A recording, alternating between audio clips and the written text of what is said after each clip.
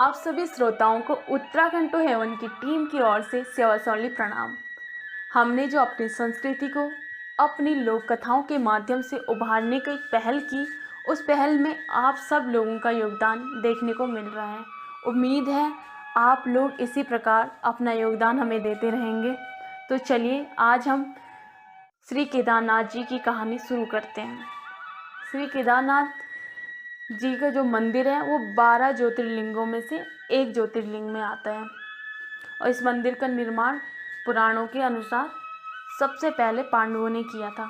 और पांडवों के इस मंदिर के निर्माण करवाने के पीछे एक कहानी है। चलिए वो कहानी हम सुनते हैं। जब महाभारत का युद्ध खत्म हो गया, उसे पांडवों ने जीत लिया। तो युद्ध तो पांडवों ने जीत लिया, पर उसके साथ साथ उन पे भ्रातृ हत्या और कुल कलंकित करने का दोष भी लग चुका था। और उन पे सारे भाइयों की हत्या का जो पाप था वो उतारना बहुत ज़रूरी हो गया था, और उसके लिए सबसे ज़रूरी थी शिव जी के दर्शन करना। अब वो शिव जी के दर्शनों के लिए कैलाश की ओर चल पड़े। अब इधर जब शिव जी को पता चला कि सारे पांडव जो हैं उनके दर्शनों के लिए आ रहे हैं, तो शिव जी ने तुरंत कैलाश छोड़ा और वो वहाँ से मुंह छुपाकर और पांडवों से बचते बचाते इधर उधर भागने लगे। अब जब पांडवों को ये बात पता चली तो वो भी शिव जी का पीछा करते करते उनके पीछे चल पड़े। जहाँ शिव जी जाते वो उनका पीछा करते करते वहाँ पहुँच जाते। अब बहुत लंबा समय बीत गया। ऐसा करते करते शिव जी भी परेशान कि कहाँ अपनी जान बचाए, कहाँ वो छुपे, कैसे उनसे बचें। और पांडव भी उदास थे कि किस तरीके से वो शिव जी के दर्शन पाए, किस तरीके से उनके जो हत्याओं का दोष लगा है, पाप चढ़ा है, उससे मुक्ति पाए। अब ऐसे करते करते बहुत समय हो चुका था। अब शिव जी जो है अंत में केदारनाथ क्षेत्र की ओर बढ़ पड़े और उनके पीछे पीछे पांडव भी चल पड़े। अब शिव जी को वहाँ पे कोई ऐसी जगह मिल ही नहीं रही थी जहाँ पे वो छुप सके, पांडवों से बच सके। तो उन्होंने देखा वहाँ पर एक भैंसों का झुंड जा रहा है बड़ा सा।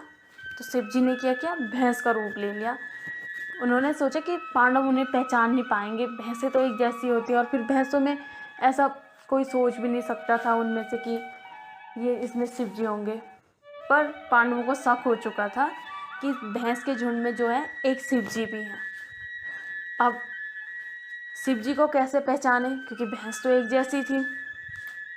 तो उन्होंने क्या किया, जो भीम ने अपने शरीर को बढ़ाया, अपना विशाल रूप ले लिया और दो पहाड़ों के बीच में इस तरीके से अपनी टांग को फैलाया कि उसके नीचे से सारी भैंसें निकल पड़ी। और जो शिव रूपी भैंस थी वो भीम के टांग के नीचे से जाने को तैयार ही नहीं हुई। अब भीम समझ गए कि यही शिव जी हैं। उन्होंने शिव जी को पीछे से जकड़ लिया। जब तक भीम ने शिव जी को पीछे से जकड़ लिया, तब तक शिव जी ने जो है अपना सर जमीन के नीचे समा दिया। अब कहते हैं कि जो ज़मीन के नीचे उन्होंने सर समा दिया था वो सीधे नेपाल में जाकर निकला। नेपाल में जो पशुपति नाथ का मंदिर है वो शिव जी का मंदिर है। जो जहाँ पर शिव जी ने सर छुपाया था वो सीधे नेपाल पशुपति नाथ के रूप में निकल पड़ा। वहाँ पर जो है नेपाल में शिव जी के सर की, जो साक्षात शिव के रूप कह सकते हो, उसकी पूजा होती है। और केदारनाथ में जो भीम ने पिछला हिस्सा भैंस का पकड़ा था, तो महिषी के रूप में, महिषी के लिंग के रूप में केदारनाथ में पूजा होती है।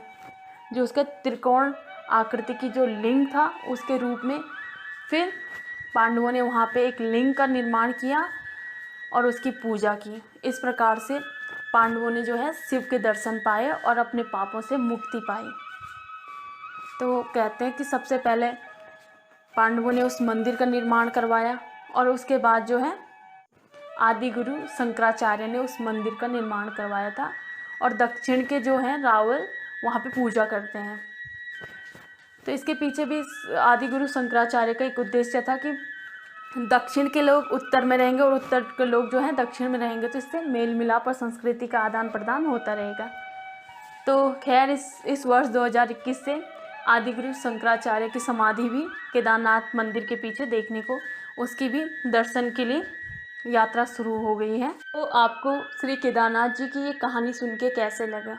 आपको जैसे भी लगा हो आप कमेंट बॉक्स में हमें कमेंट करके ज़रूर बताइएगा, और आप कोई सजेशन देना चाहते हैं तो वो भी आप हमें कमेंट बॉक्स में दे सकते हैं। तो मिलते हैं नए ब्लॉग में नई कहानी के साथ। तब तक के लिए आप हमारे चैनल के साथ बने रहिए। चैनल को सब्सक्राइब कर दें।